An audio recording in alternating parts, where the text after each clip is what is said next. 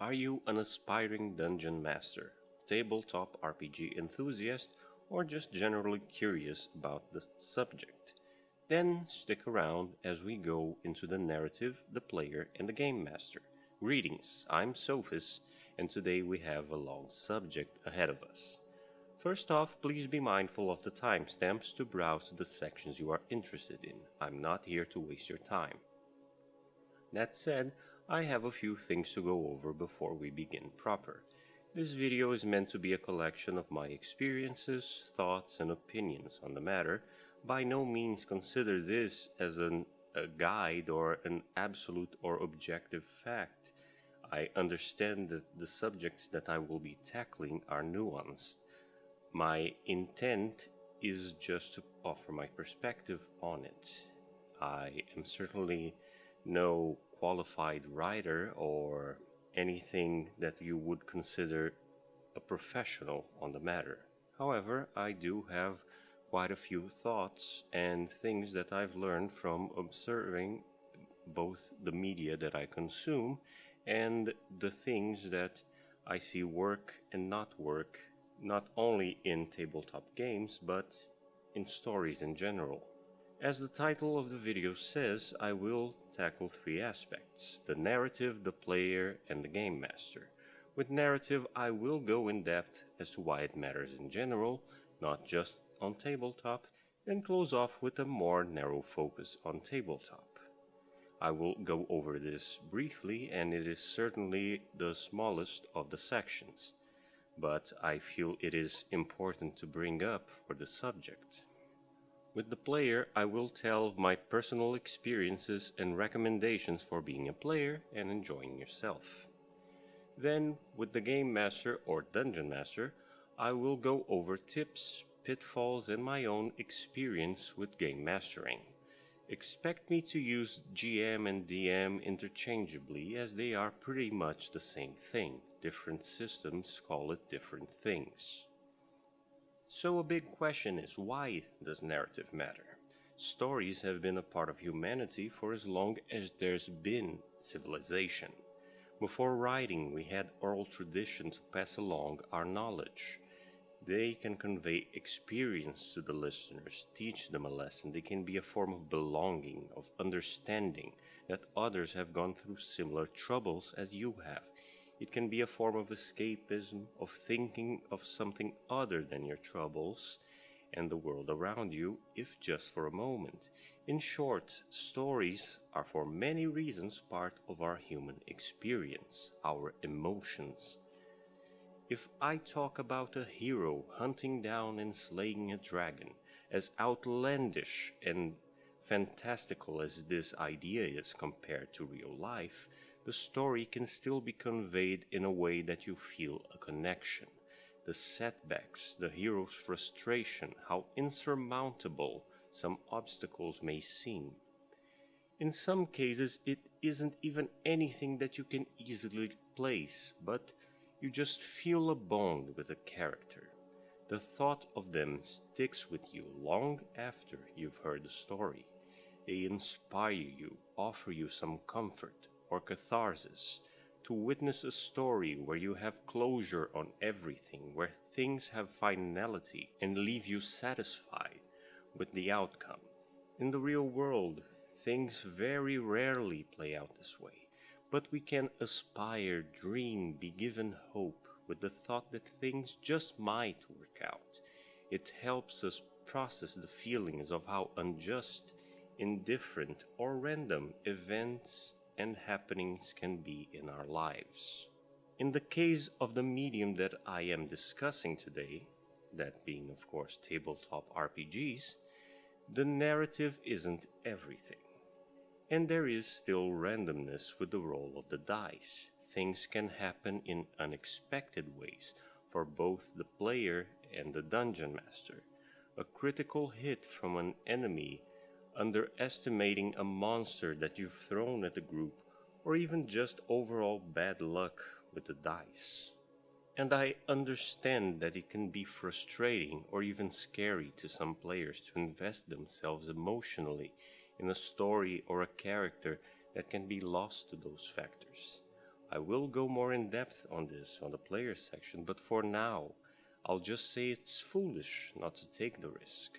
It's part of the fun and it can be made meaningful. As for the DMs, you can neither protect your players too much from this outcome, nor force it to constantly on them. It's a fine balance. In any story, either extreme can harm its quality. How many shows were you frustrated with because of plot armor? And conversely, how many had so many deaths that you just stopped caring what happened? So to get back to the point of the narrative and to answer the question of why it matters more simply. You have a custom-made story and the freedom to go beyond scripted dialogue options or code. You have the freedom to walk anywhere you want and do anything you'd like to, because the world doesn't have an artificial border. The limit is how well you can render this world by giving it life, details, and opportunities. Tabletop RPGs are powered by the group that's playing it. Whether you have minis, virtual tabletops, or just some sheets of paper, the group has to play its part and invest in it. There's nothing wrong with playing a tabletop RPG just for the mechanics of the system, of course, but it feels like underutilizing it. You have before you a system where the only thing needed to create your adventure is your imagination and the imagination of your group. No video game can beat that. So why not go ahead and make the most of it by making a story out of it, one that's just for all of you playing. So let your creativity go wild, experiment with new ideas, get attached to them, try to make them contribute to the story that you're sharing. This is collective storytelling with dice and Excel spreadsheets. Moving on to the player. To be a player. Certainly one of the fun positions to be in on a tabletop RPG. You get to be the protagonist, build whichever class combo you want, make one sheet, change it every now and then when you level up, and you're good. If you're a little more high effort, you can even keep notes or draw fan art of your character, the party, or your favorite NPCs. It's the DM's job to sweep up your mess and try to make sense of how this unhinged lunatic has run into other weirdos, and somehow they are all working together towards a larger goal. I say this both as a player and a DM. It can sound as though I'm being snarky or negative, but I genuinely like that aspect on both ends. Your DM tells you that the next campaign is going to be some post-Bronze era collapsed barbarian setting full of monsters, melee combat, and wilderness. Naturally, that's the time when you as a player think you'll be the odd one out and play a sorcerer, only for your group to have the same exact idea, and suddenly your DM is staring at a party of casters. You'd think I am speaking of this as a DM, but surprisingly, no. My group once did that to a fellow DM who was running a Magic Hunters campaign. Everyone but me and another player was magical and non-human. Some DMs will roll with the punches and just go ahead, but as a player I advise that you consider the setting and your party a little. A good DM will at least try to reconcile your desire to play something with the setting at hand, but some asks are too outlandish or could possibly cause problems, and so you should always have an option B, just in case.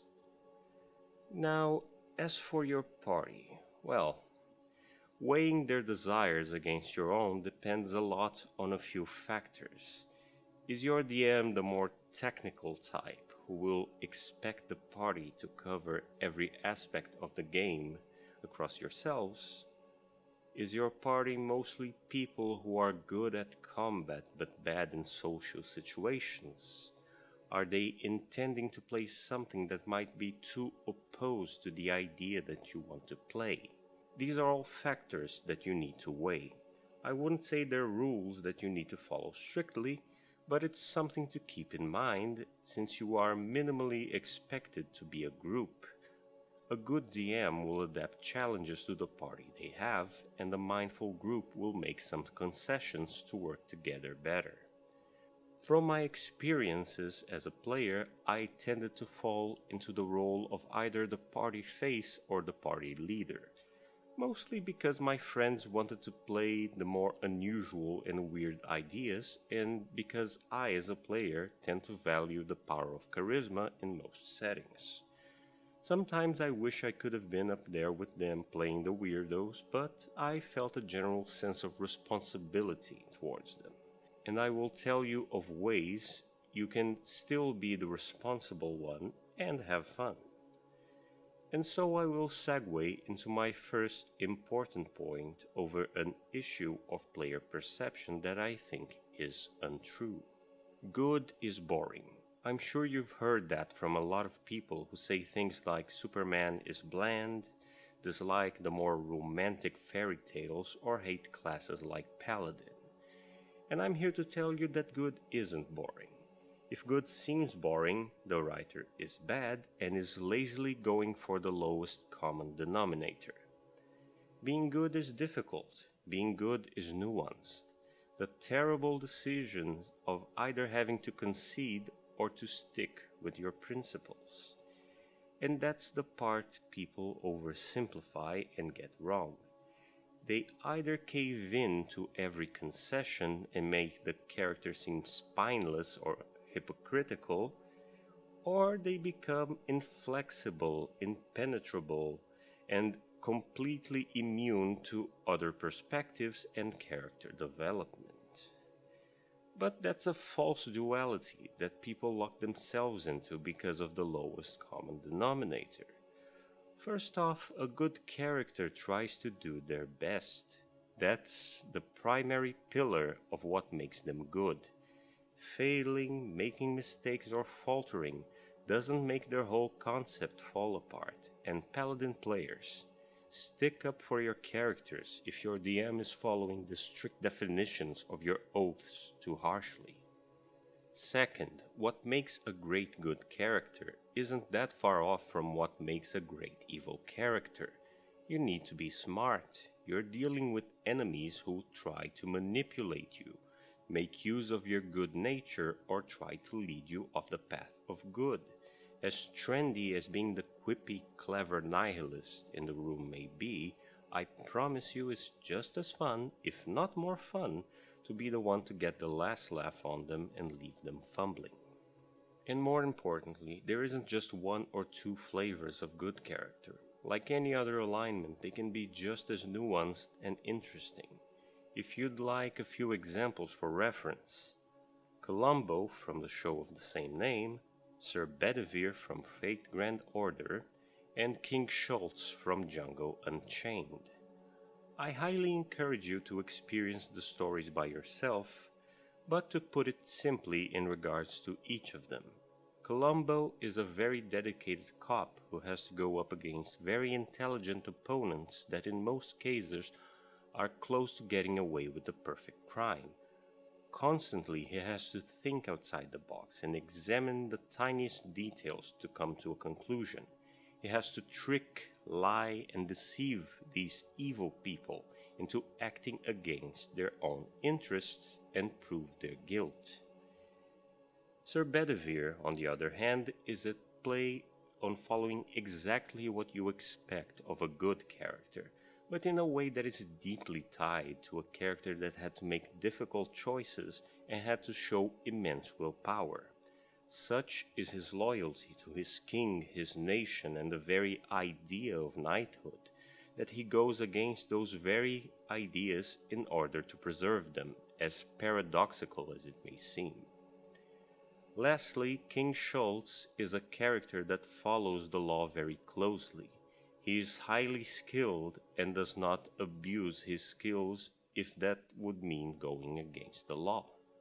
He certainly does very unusual things that would cause tense situations and strange developments, but always underlined by the limits of what the law permits. His biggest point as a character is that strict adherence to such a notion, and how he, as a human, can follow that before he reaches an impasse where he must make a very difficult decision. Did you notice a common thread? Conflict. Being good doesn't mean a lack of conflict. Doesn't mean you need to play nice. It doesn't mean you have to agree with everybody and make them your friends. Sometimes being good is the lonesome road that not many dare to tread. So don't be afraid to try playing a good character and to explore what it means to be good, what your character is trying to accomplish, where they come up short. Evil only seems interesting by comparison because to make a villain you are forced to ask these questions, whilst good people have a general vague notion of what is being good, and so they sort of rest on those laurels. So don't do it, and ask the same questions you would ask if you were making a villain.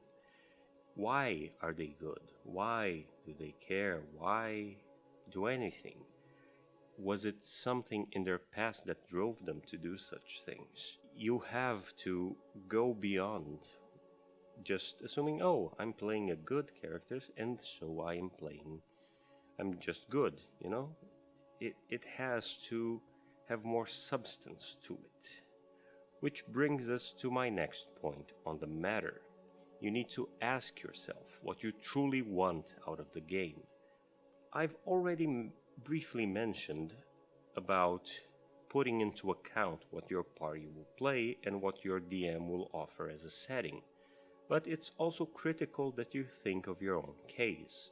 I've been in a position where I played something because it was the right choice and would round out the party, but it wasn't what I really wanted and I suffered from it. You may want to play a wizard, but you need to go beyond that. Why do you want to play the wizard specifically? Is it a more particular type of wizard, such as an illusionist? Is it important to you whether your wizard is an apprentice or a wizened old mage? Prioritize what matters most to you in the idea. It can be as simple as, I want to play a wizard that casts fireball. Sure, all good, if that's what matters the most to you, and the rest is up in the air, then look outwards, look at the setting, ask what sort of person in that place would be a wizard that casts fireball. Look at your party, ask what sort of person would associate with the likes of them, and often you'll find during that process that there might have been other preferences that you didn't even know you had. You didn't realize it, but you really wanted a wizard to cast fireball in a very specific way, dress in a certain attire, have a specific social status, and it's just fine that you told your group your priority was just a wizard that casts fireball, but later on you changed your mind. It's all the process of creation. And while you should concede to an amount, never give up on the essence of what you want to play. Maybe at the end you don't even want a wizard. Your idea of the character morphed into a sorcerer or a bard because that essence of what you wanted was better served with a different class. To close off my thoughts on the player, I'll address a matter that I'm sure many players are plagued with on either side of the scale. Character death and risks. Some of you will have grown very attached and dread the idea of losing a character, or will instead have too many ideas of what you want to play that you'll be rooting for your character to die so that the next idea can come in. I've been on both positions, and both extremes are bad. You become afraid to invest in the character in a way that makes their story meaningful, whether by being too afraid of their demise or too welcoming of it. You should take risks, but not just for the sake of the risk. To the player afraid of losing their character, I promise that if they die taking a risk, you will remember them far more meaningfully than you would if you just played them forever. Best to end on a high note that leaves you wanting more than to simply stretch on and become lesser and lesser as time goes on. For the player wanting to play something else, savor what you have. You'll miss it. I promise you, you'll get to the second character in the line and run into a moment where you wish you had your first. Or you'll treat the second just as poorly as the first, and will do the same with the third, the fourth, and the fifth. Value your ideas, enjoy them, explore them to their fullest. There will always be opportunities to revisit an old idea that you had but never pulled off. Nowadays, when I have the chance to be a player, I do just that. I enjoy the idea to the fullest, whilst at the same time expecting that my character just might die at any given moment. Whether it was luck or experience, the amount of characters that personally I've lost compared to those who lived on following this train of thought skews in favor of the survivors, and I really enjoyed playing them that way. For example, I played, well, it's slightly complex to put it just as a class because it was a very complex build with lots of classes worked in, but those familiar with Pathfinder 1st Edition and Path of War, I think you'll understand that it can get a little wonky. But I was playing a character who was at the end of her journey. She was something of a paladin. She followed a goddess and an oath, and to that end she came upon the setting of this campaign, a very desperate place in the universe where a lot of people who have very deep-seated issues that they couldn't resolve, problems that are beyond their reach to fix, and a lot of other motivations sort of go to try and fight for a chance at a wish. And so this character was someone who wasn't at their prime, who had lived through many adventures, and who was at her essence a good character. She certainly went into it with the idea of making the wish so that she could help more people. But during the course of the adventure, the DM threw a lot of obstacles, in the sense of usually you expect your enemies to, just be evil and you being justified in defeating them. But in this campaign, that wasn't the case.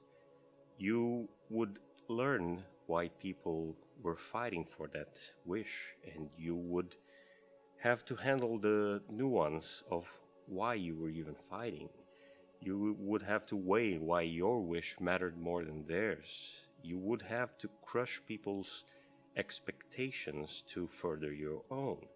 And for a good character, that's very, very tricky, because you are fighting other good people. You are having to face the risk of, being evil, because you had to destroy the dream of someone who had nowhere else to turn to, who had nothing else to turn to, just because you believed that your desire trumped theirs. So that's worth, going in and taking in the risks. I certainly didn't hesitate because I was a more experienced player. But if I was a newbie player, I would be terrified. I would be very worried. I would be paralyzed by the choice that I have this good character who has to fight another good character and possibly kill them, because the stakes were so high that even a good person would likely have to kill the other to stop them or do something of that kind. You would have to take immense risks. And so that's more or less my point. You have to take the risk, and you don't have to play your alignment as a stereotype, because people are nuanced, and so are characters, so are our stories. Think of how much more interesting it is when a hero is fighting something that puts them completely out of their element. It's more interesting than when everything is in their favor to act just as they are. And my character had to do a lot of questionable things, potentially bargain with dark powers and make concessions, morally, and take sides against good people and sometimes help evil people just because that would have to do, that was necessary to further the overall goal of the party.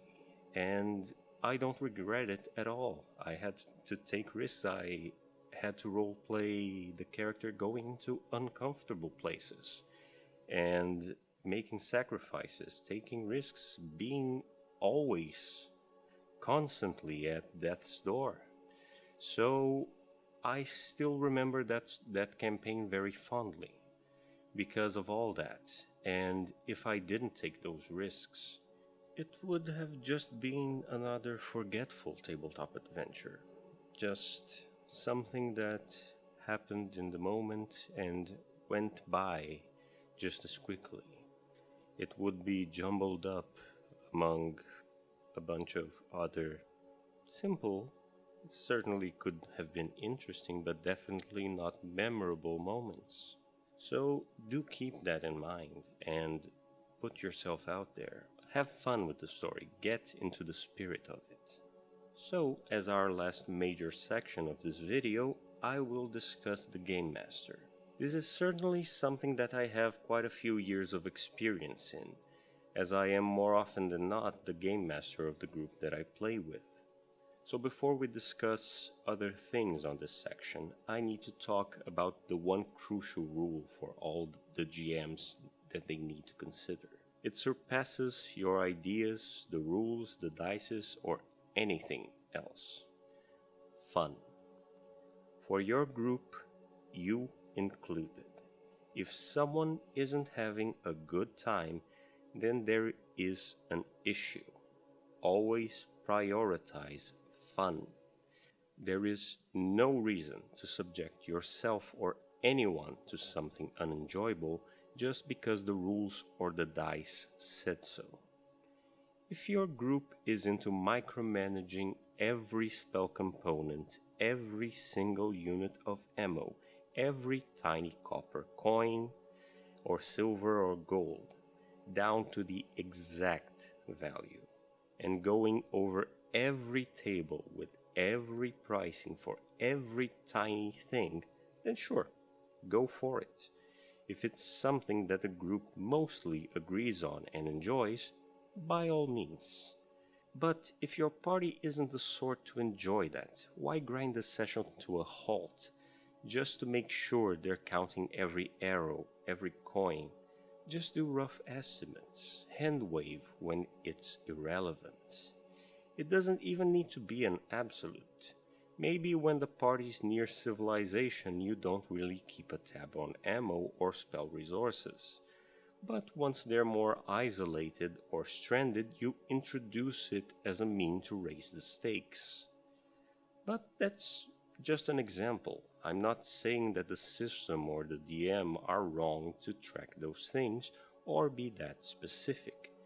Just be mindful that those things aren't detracting from the fun in the game.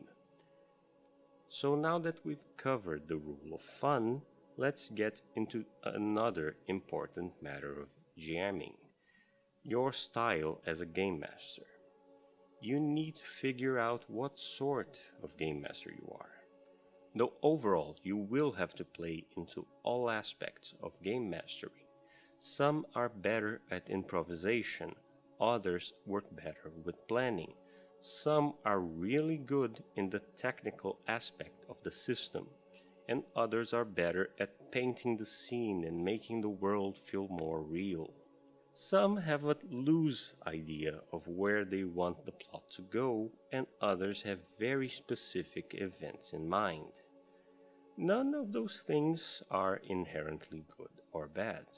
The problem is leaning too much on it. You need to figure out your biases, your strengths, weaknesses, and work accordingly. In my case, I am more planning oriented. I don't immediately remember every rule on the system that I am using, and I prefer narrating grand adventures and quests rather than more mundane or smaller scale adventures. For that reason, I always reserve time before a session to plan. I keep tabs and quick access to the rules to get a refresher when it's relevant. And lately I've been trying to work on the aspect of tackling smaller scale stuff to at least experiment with it in a story. My case likely won't be yours. Each game master has to sort that out by themselves. But don't let that scare you. It's not a hard requirement to sort all of that out before you start. All that comes with experience, with fumbling, doing a bad job, forgetting rules, accidentally letting the player characters get too powerful for you to handle with the experience you have, and many other things that only come up as you do it. It's perfectly fine to stumble if you learn from it. Next up, an important thing that gets confused usually just as much as the good is boring notion is that the game master is the enemy of the party. Sadly, a lot of game masters buy into it as a sort of me versus them mentality.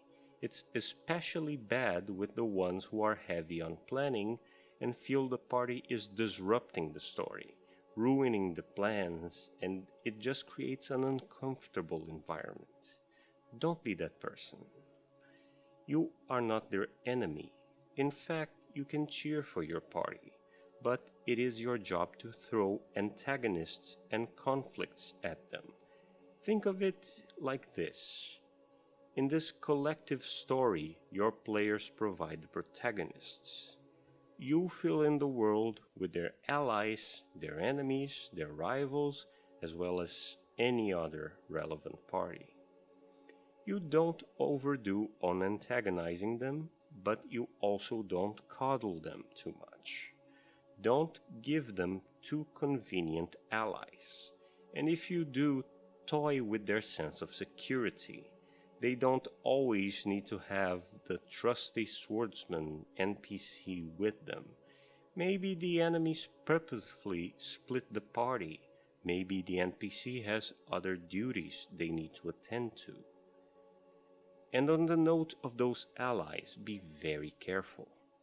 At no point they are meant to steal the protagonism from your players. They are the support. If you have to pick between letting the NPC do something very cool or letting your players do it, favor the players. Of course, the players will at times want to see their allies pull off stunts or come to their aid like Gandalf at Helm's Deep. But that's the exception, not the rule. At the end of the day, it's their story, primarily. The paladin friend smiting the monster that was about to take down one of the party members is cool. But kill-stealing the final boss of the dungeon isn't. You'll get a good grasp of it with time, since it's sort of a fine line that you have to walk. On that note, let's move on to encounters, player trust, and the dice. This too is a big discussion point in tabletop. Game masters roll their dice privately, so it's always a question. Do they fudge the rolls? And is it right to fudge the rolls? And in case you're unfamiliar with that term, Fudging the rolls basically means ignoring the result of the dice and acting as though the outcome was different. Basically, you are overriding the role the dice plays in the system. And on the matter of whether you should fudge them or not, to me the answer isn't a simple yes or no. It's a complicated part of game mastering. I'll give you an example from both perspectives. In favor of fudging, say you're wrapping a very long combat session. The party is exhausted in real life, and they just want to wind down and start working towards either closing off the session or, going into lighter roleplay. Say that the group's victory is pretty much assured, but they've come up short in dealing 10 damage to a few enemies. Are you really going to play out a whole other round of those enemies and the party just to satisfy the hard mechanical fact that the damage dice left the enemies with a tiny percentage of health that any player will be able to deal and, just close things off? And against fudging, say you've been planning this big fight and you've had this big monstrous centerpiece in the encounter that would wreak havoc on the party and set the tone of the whole fight. But one of your players rolled well, or they used the right spell and you've had to roll a save. What's important is the dice says that your centerpiece monster is somehow incapacitated. They're just plain out of the fight. Are you going to tell your players that the monster didn't save, or are you fudging the dice to keep the monster in the fight? If you are fudging, then why stop there? Why not arbitrarily choose when your NPCs fail or not, based on how you feel the fight should go? So, all that to say, fudging is more or less a tool, an unofficial tool, and one that can get very heavily abused, that can destroy the game, and if you abuse it too much, you lose both the impact of the dice and the trust of your players. If you do fudge, use it very, very sparingly and only with very good reason, and never give yourself or the players a reason to disregard the dice. I am not against fudging, but I would never consider it an option unless it was the last possible alternative or would spare the group from something tedious. The dice have to matter. If they don't, you're better off just role-playing rather than spending hours making your character sheets. So, now to move on to obstacles in general. It's important, as I've said, to find your style as a game master, but it's also important to get your party's style. Even if you are good at making specific types of scenarios or things that you are very fond of making, if your party isn't into it, you should just forget it. For example, I like puzzles quite a bit. I grew up playing lots of Legend of Zelda, Professor Layton, and similar games. I love exploring possibilities of hidden details, hidden truths, and trying to piece things together, trying to find hidden codes. But my party hates puzzle solving. I tried and tried, but I just can't throw abstract obstacles or things hidden behind ciphers at them. They just don't enjoy it, and it hurts their fun. So given fun is the most important rule, I forego setting up dungeons and encounters that require too much of a complex puzzle. So be mindful. Pay attention to how your group responds. If they like puzzles more than they like a lot of fighting, try to give them more puzzles. If they like exploring, give them things to explore. If they like talking to a lot of different characters, well, then you get really good at coming up with stuff on the spot. That isn't to say you can't toss in things that you enjoy making every now and then. After all, you, should have some fun with it too, but be considerate. Moving on from that, let's get to world building. There are a few different approaches to it. The easiest way is already having a module or a setting that you can borrow from, but it's always fun to make up your own. It doesn't have to be too complex of a job either. You can make it up as you go, telling the story of each place as the party goes through it, with no need to overthink or plan things that might never become relevant. But on the downside, the longer the campaign goes on, the bigger the chance you might run into inconsistencies, contradictions, or simply writing yourself into a corner. For this method, I recommend keeping things as vague as you can. If your party asks too many questions about something you didn't think of yet, either try to steer them away or give simpler answers. Another good way to cover for your future self is to never tell lore from an omniscient narrator perspective. Whenever possible, do so from the perspective of a character.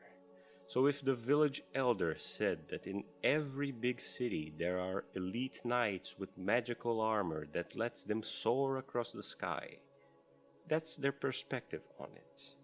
Maybe later down the road the party gets to a big city and it turns out that it's just gossip, rumor, a folk tale, or a misunderstanding of how things actually are. That way your setting feels more natural and you don't make things too hard on yourself to have to stick with something that you said in passing and your players gave way too much importance to it. Then there's the other big method of world building, the more meticulous method, building from the top down. In effect, you build the world on a macro scale. Continents, regions, nations. You decide key locations, geological features, unusual monsters, and quirks of the setting, and overall you paint a rough idea of the world on that massive scale. Then you zoom in little by little. So if you establish the world is mostly divided between it being a big cold wasteland and just one thin strip near the center on the equator having more tolerable temperatures and weather, you have the basic idea. If you want to focus on a nation that's on the border of that cold wasteland and that more livable area of the world, you think of what makes that place distinct from the rest of the world. Why did it become a nation? How can it maintain itself as such? Say that you decide that they're guarding the verdant lands deeper down from invaders that come from the wastelands. Now you have a general idea of their conflict. You ask how they fight those invaders, how someone lives in that place. Why do those invaders attack them? Why do they even fight? Is there a long history between those groups? I hope you understand now how it works. From that stage you get down to regions within the nation, to cities, to a village. And so when your players want to know or travel into the surroundings or learn more about the place that they're in, you have a better rough idea. Your world building is a little more consistent and you can know offhand and quickly how to respond to the party, because you know what is north of them, what is west of them, what is south of them. You get the idea. You have a lot more control because you already gave yourself that knowledge by working on it. The downside of this method is that it's a lot of work.